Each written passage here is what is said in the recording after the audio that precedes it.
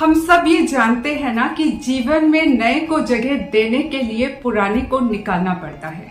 इस काम में ना ग्रैटिट्यूड देने की रस्म, शुक्रिया अदा करने की रस्म एक बहुत खूबसूरत भूमिका निभा सकती है।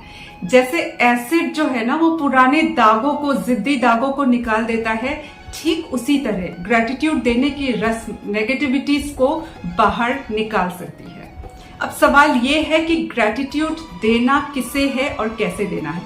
कैसे देना है ये तो आपका मन ही तय करेगा, मन ही मन देना है या फिर बोल करके देना है, ये आपका मन जैसा कहे वैसा। लेकिन किसे देना है, इसके लिए ना उन चीजों से शुरू कीजिए जिनको कभी आपने महत्व ही नहीं दिया, लेकिन जिसके बगैर जिंदगी भी संभव नहीं थी। जैसे सांस लेने के लिए हवा, पीने के लिए पानी, पैर रखने के लिए जमीन, ये सब।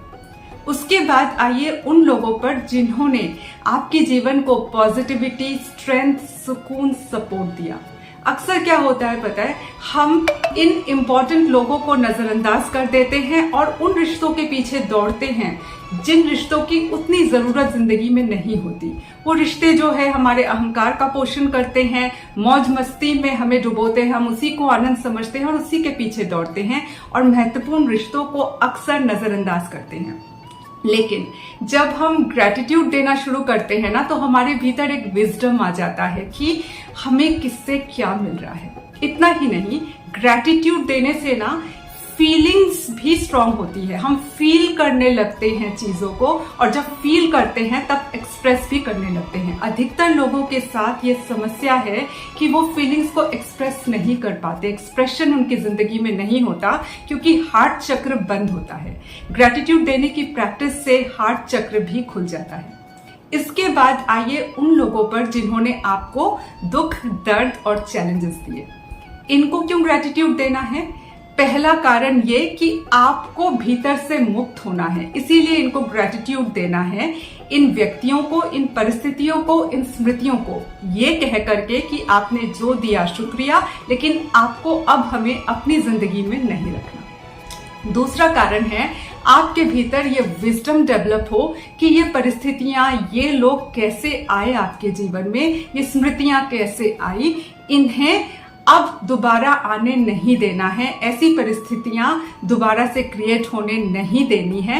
इन्हें विजडम के साथ टाटा बाय बाय कहने के लिए भी आपको इन्हें ग्रैटिट्यूड देना पड़ता है। इस तरह से जब आप ग्रैटिट्यूड दे करके इन नेगेटिविटीज को बाहर निकालोगे ना, आपके मन में खाली जगह क्रिएट होती है और इस खाली जगह को क्वांटम अवेयरनेस ना बहुत खूबसूरती से भर सकती है। क्वांटम अवेयरनेस आपको ये चेतना दे सकती है कि आपका मन, आपका जीवन एक गार्डन की तरह है और इसे एक माली की तरह सजाना होगा। तब पता क्या होता है, तब साइंटिफिकली यूनिवर्स के लॉज के साथ अलाइंड होकर के क्वांटम अवेयरनेस के जरिए हम अपनी जिंदगी को बेहतर बनाने का काम शुरू कर देते हैं, ठीक वैसे जैसे एक माली अपने बाग को सजाता है। इस सफर में सबसे बड़ी गलती पता है लोग कहाँ करते हैं? लोग समझते हैं कि सक्सेसफुल होना, अच्छा खाना, अच्छा पहनना, ओढ़ना, अच्छा दिखना, डिसिप्लिन रहना, यही सब बेहतर होना है। ये तो बेहतर होना है ही, लेकिन उससे भी ज्यादा इम्पोर्टेंट है मन को कंपास की तरह बना करके ऑर्बिट में रखना, ताकि ये डिस्ट्रैक्टेड ना हो और इस पूरी यात्रा में कंसिस्टेंसी बनी रहे। लाइफ चेंजिंग मिशन जो है ना वो यही काम करता है। डेज थॉट, डेज फॉर्मूला, फिर पावर स्टेटमेंट जैसे एक्सपेरिमेंटल टूल्स के जरिए एक और माइंड पर एक्सपेरिमेंट करने में मदद करता है और दूसरी तरफ क्वांटम वर्ल्ड के सीक्रेट्स को बता करके विजडम क्रिएट करता है।